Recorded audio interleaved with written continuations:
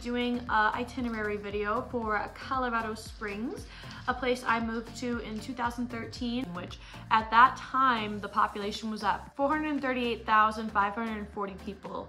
And now in 2023, the population is at 693,000. They're saying it's going to be the next Denver in a few years, but I personally much more enjoy it than most cities because it is so spread out. It's a very wide city, so I definitely enjoy it more for that reason. I'm going to be giving you some fun places to go for outdoor activities, some places to stay, and my favorite places to eat in town. But yeah, this is basically going to be a great video for you to watch if you're planning on visiting or even moving to Colorado Springs. There's a lot of just great information in this video, so let's get started. All right, the first one I'm going to start with is outdoor activities. So the first category I'm going to start with is hiking. My all-time favorite hike in this area is Red Mountain, and that is in Manitou. It is not a long hike whatsoever, but it is a nice workout, and it's steep and it gets your heart rate going, and there's a gorgeous view. I highly recommend it for mornings and the sunrise. It's lovely. My second favorite hike in town is Mount Masuko in North Cheyenne. North Cheyenne is a great place to hike. There's plenty of hikes there to choose from. Seven Bridges is, I think, one of the more popular ones, but I love Mount Masuko. Again, not super long, but a nice strenuous hike. It has a beautiful drive up there as well. I always recommend doing that drive even if you're not a big hiker because it's just gorgeous. And then another great place to go hiking with a ton of options is Red Rock Open Space. I would definitely say there's plenty of trails there. There's actually a trail that connects North Cheyenne and Red Rock Open Space together. So if you're like a big hiker, that would be a really cool hike to do. I would just say it's not my absolute favorite because it gets very busy. It's very popular for people going hiking, but it's also really gorgeous. So if you enjoy hiking and maybe you're not super comfortable going out there alone, this might be a good place for you to go because there's usually a decent amount of people there and it's still so pretty. And then another place to go in town would definitely have to be Palmer Park. Palmer is another great spot to take your dog. There's a place called Lazyland there that's off leash and it's a little hiking trail. It is by far my favorite place because you can just keep walking with your dog and it's not super small, so you're getting a good little hike in. And there's also great places just to go hiking with your dog on a leash there too. I've gotten some really cool pictures there. It's a really fun spot. I definitely recommend it. I would have to say I probably like Palmer a little more than Red Rock Open Space now. Anyway, number 5 is definitely one of my favorite hikes, but again, has been one of those places that just got blown up by social media. And now it's one of those crazy places that the parking lot's always full, having to share the view a lot more at the top, but it still is a beautiful hike. And that is called Pancake Rock in Divide. But it is a little bit of a drive away, but it has gorgeous views. I especially recommend it in the fall because then you get amazing views of the aspen trees up top. It is definitely a little more of a difficult hike. It's 3 miles up and 3 miles down. It has a gorgeous view and it's completely worth it. And if you're looking for a big challenge, do your research, make sure you go prepared, but you could always do your first 14er by hiking Pikes Peak. And if you do it, I always recommend doing it from the Crags Trail versus from the incline. The incline way is a little longer and a little easier, but the Crags Trail is a little shorter, but a little harder. And it's so worth it. So if you're trying to challenge yourself or do something pretty epic, hike Pikes Peak. Going on to water activities like kayaking and paddleboarding. My number 1 favorite place to go is Lake Pueblo. It is a state park, so you do have to pay for it. Love it because you can actually go in the water and swim. A lot of the reservoirs in Colorado you can't. Paddleboard, you can kayak, you can get your boat out there, you can do whatever you want. You can go swimming, you can jump off rocks. It's really fun. I have had lots of great memories there and I am looking forward to creating more in the future. Number 2 is Rampart. I have gone kayaking up at Rampart Reservoir in Woodland Park a handful of times and it is always lovely. The last time I went, they were pretty strict on life jackets, so definitely bring one of those just in case. And same with this next one, the Catamount Reservoirs, which are on the way up to Pikes Peak Mountain, I believe. But yes, from my experience there, they're more so concerned because the water is so cold that if you tip over, you might go into shock and drown. Also another place to go kayaking that's gorgeous. Cherry Creek State Park up near Denver is also a great spot. It's got some lovely sand to lay out on, and you can go swimming in that water as well. And you can paddleboard, kayak, you can do whatever you want, but it's also a state park, so you will have to pay for it. And then my last one is gonna have to be Palmer Lake up near Monument. In the picture, I chose this picture because this is literally how big it is. It is just a small lake and people go fishing there. People will go paddleboarding or kayaking. I think you can swim, but I don't usually see a ton of people swimming there just because whenever I'm paddleboarding, I see some pretty wild stuff in the water. So I personally wouldn't want to swim in it. There's train tracks near it, so you can watch the train go by at certain points, and there's lovely view of the mountains. It's definitely not a bad spot. And it's in a really cute small town, which you can always check out O'Malley's afterwards for a beer or something. It's a great spot. I also have to say that if you're into snowboarding, I highly recommend checking out Monarch Mountain. It's a great little local spot, and usually it's the more cheaper of places to go versus like Breck or Keystone. A Basin is my favorite mountain to ski nearby. It's still like 2.5 hours away, but it's my favorite. And it's on the Icon Pass. So if you come to Colorado and you have the Icon Pass, I definitely recommend checking out A Basin. If you have the Epic Pass, Breckenridge and Keystone are both really close spots to Colorado Springs if you're trying to go somewhere and not drive super, super long. Next category is going to be activities. These are just activities that aren't necessarily outdoorsy. They're just great things to do or check out. Manitou Springs is definitely gonna have to be number one. Cute little mountain town right outside Colorado Springs on your way up to Green Mountain Falls and Woodland Park. There's a penny arcade there. There's great restaurants, great stores. There's little mineral water streams coming out from different spots. There's a Sun Water Spa, which is a hot springs that's really lovely. It's just overall a really great spot, and I definitely recommend hanging out there or even spending a night there. There's great hotels down there as well. And there's a place called Lulu's where they have great concerts too. So another good thing to look into if you are into seeing live shows. I got to see City of the Sun there recently, and it was awesome. We even got to meet them, which was cool. The second thing I would have to say to keep an eye on for things to do is Kauai downtown is a fun little spot. It has a bunch of different restaurants in it. It has a brewery in it. It has local events going on like vintage pop-ups or dance lessons, live music. It has a bunch of different things going on, and it's a great spot. Definitely recommend checking them out and following them online because then you can see all the different events coming up. Okay, there are so many yoga studios in Colorado Springs, but my personal favorite is Hot Asana. There's great hot yoga classes there, and I just recommend checking them out. But if you aren't interested in hot yoga or that particular studio, on Sundays in the summer, there is donation yoga at this park called Nancy Lewis by the studio called Cambio, which Cambio is a phenomenal yoga studio in town that's very community oriented. And yeah, it's donation-based yoga outside, so you really can't go wrong. It's a great thing to support. It's a beautiful park, beautiful views while you're doing it. Cannot recommend it enough.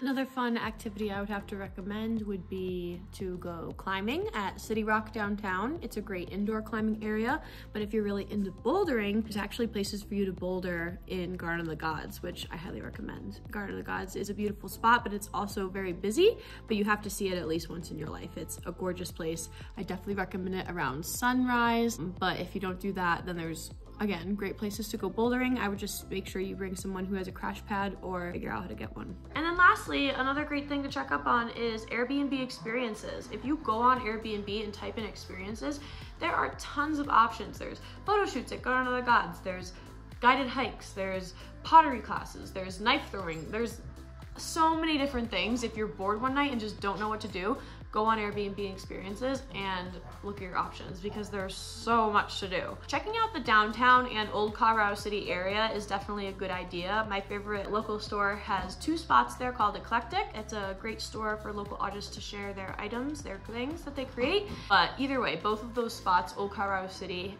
and downtown, are both great. The downtown area has the Pioneer Museum. The old Colorado City area has the Michael Garman Museum. Just a bunch of different things to do. Cool parks, coffee shops. And then from there, we are going to move on to food. Colorado Springs has awesome food. There are so many restaurants, so many different concepts. You could literally be craving anything, and I think you could find it here. If you are someone who enjoys grocery shopping when you go on your vacations, here's 3 grocery stores that I recommend that are local. Obviously gonna be a little more expensive, so if you're not into buying at local grocery stores, stick to your Safeways and King Soopers, then skip this part. But First one I recommend, which is my favorite, is Bread and Butter. That's gonna be downtown. They have the best bread in the world. It is a rosemary and garlic sourdough, and it is incredible. And they also have microvera mushrooms. They have local hot sauces. And they're not gonna have like everything that you could possibly need probably. Like if you need something super specific, they might not have it, but it's still a great store.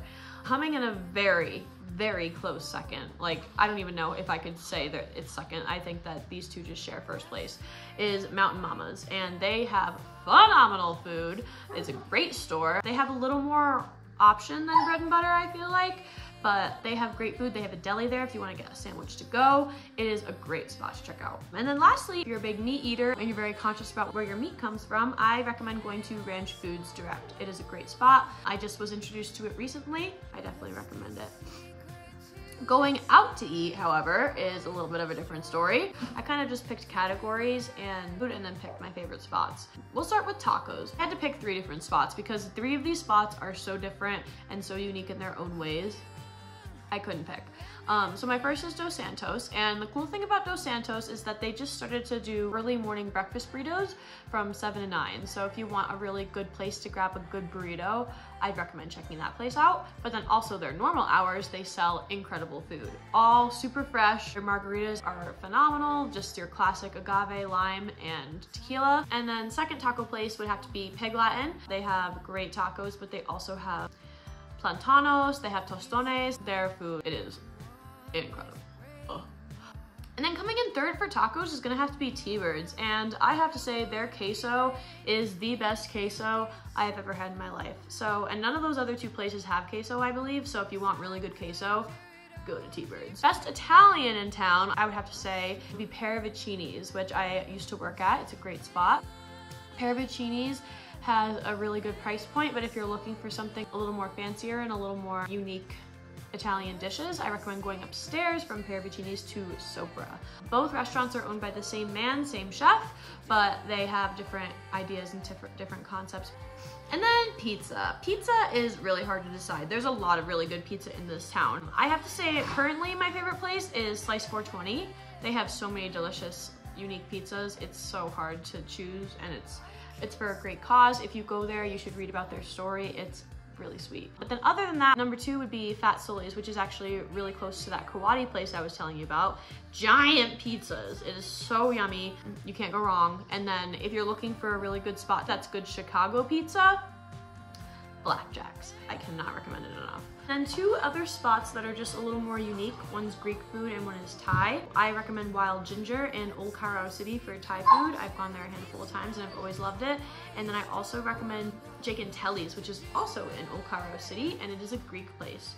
Absolutely delicious. Their gyros are yummy. And then for breakfast, definitely heard a lot of people say that they love is Urban Egg. I worked there for I believe 4 years and I ate that food a lot, so I'm a little over it. If I were to go out to breakfast, I would probably do Mountain Shadows or Adam's Mountain Cafe. Adam's Mountain Cafe is a little more on the healthier breakfast side, I would say, and Mountain Shadows is gonna be that comfort breakfast food that you crave, and both are great. Looking for a good beer in town, I would say go check out Goat Patch Brewery. They usually have some really good food trucks there. My favorite is Bob's Lobster Trap. If you keep an eye out for that one, you will not be disappointed. And Red Leg Brewing Company, they just expanded their brewery up on Garden of the Gods Road, and it has beautiful views. It's so cool. Sorry about the dogs. And then my third recommendation for breweries would be Trinity. Business is doing really well. They just opened up a second location, and good beer. You just can't go wrong. If you're looking for an enjoyable cocktail, I would say my top 3 favorite places to go are Shame and Regret, and then Brooklyn's on Boulder, which is a great gin distillery. Third one, I would have to say, I love the smoky old fashioned at Axon Oak, which is Axon Oak Distillery is also in Ivywild, which is a middle school that kind of turned into like a community center. Also a cool place to check out. Last but not least, we have come to hotels or just where to stay in Colorado Springs. So my first recommendation would be the SCP Colorado Springs Hotel. I have gone there a few times. They describe it as an eco-chic hotel with free Wi-Fi and TVs. Well, it's a great environment.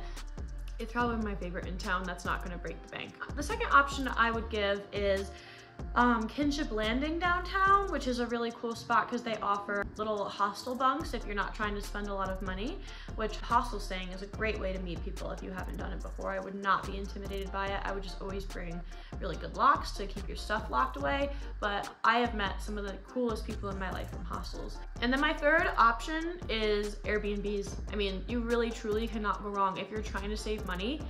Get a private room in Colorado Springs. If you don't want a private room, then you can probably still get your own place for $100 or a little more or a little less. There's plenty of options. Best Westerns and La Quintas are great, but I think that staying in an Airbnb can feel a little more cozy and a little more at home. Fun hotels like SCP and Kinship can just add to the experience. And also if they're in good locations, then you don't have to drive if you end up going out for a beverage or something. So just different things to think about. But yeah, that's basically all I have for this Colorado Springs itinerary. Colorado Springs is a beautiful place. I lived here consistently for 8 years before I traveled, and then I still came back. Seeing where the direction that it's headed in now, I can't see myself living here just because I'm not much of a city girl, but it's still a beautiful place. It has wonderful community, and yeah. Any questions about visiting Colorado Springs, please feel free to reach out to me on here or on my Instagram at OKatyLady. If you do come here and you used any of my recommendations, please let me know how you liked them. Thank you so much for coming back and supporting me on this YouTube venture. If you enjoyed this itinerary video, please comment below and let me know if you want me to make more of them. I love you guys, and I am so grateful for all the support, and I will see you next week.